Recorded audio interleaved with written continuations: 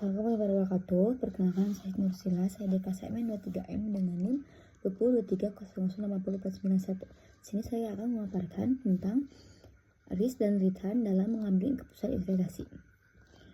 High risk, high return merupakan prinsip investasi yang mengacu pada kemungkinan memperoleh keuntungan yang tinggi dengan risiko yang tinggi. Saat berinvestasi, risiko dan keuntungan selalu berjalan seiring. Semakin besar risikonya, semakin besar pula potensi keuntungan yang bisa diperoleh. Sebaliknya, semakin rendah risikonya, maka semakin rendah pula potensi keuntungan yang bisa diperoleh. Contoh investasi dengan prinsip high risk dan high return adalah saham. Saham tersebut mempunyai potensi imbal hasil yang tinggi, namun risikonya juga tinggi. Saham bisa naik dan turun sewaktu-waktu, sehingga seorang investor harus mempertimbangkan risiko dan keuntungannya sebelum berinvestasi saham.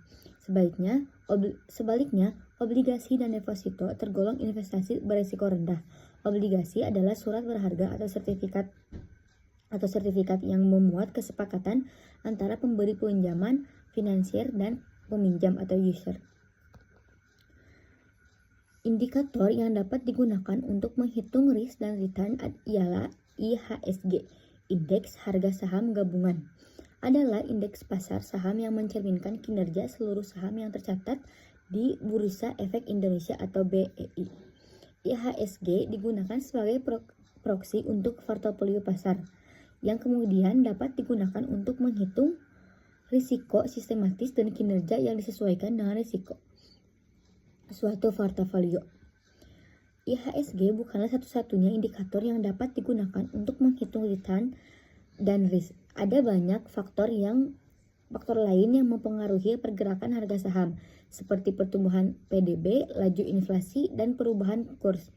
OJK juga mendefinisikan IHSG sebagai indeks yang mengukur perkembangan harga seluruh saham yang tercatat di BEI. Untuk menghitung risiko, dapat memperhatikan pergerakan IHSG pada platform analisis teknikal seperti ChartNexus, Stockhard, TradingView, dan lainnya. Untuk menghitung risiko dan standar deviasi dapat mengikuti langkah-langkah berikut. Yang pertama, hitung rata-rata dari data harga saham. Yang kedua, mengurangi setiap data harga saham dengan rata-rata. Yang ketiga, hasil nomor 2 tersebut dikuadratkan.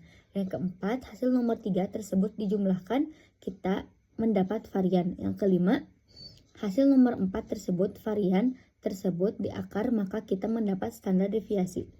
Dan keenam, rumus untuk menghitung standar deviasi adalah di mana standar deviasi adalah harga saham, EV adalah harga rata-rata, dan N adalah jumlah data harga saham. Untuk menghitung return saham, terdapat beberapa metode yang dapat digunakan. Berikut adalah beberapa metode yang umum digunakan. Yang pertama, metode rata-rata aritmatik. Yang kedua, metode rata-rata geometrik. Dan yang ketiga, metode standar deviasi. Terima kasih. Wassalamualaikum warahmatullahi wabarakatuh.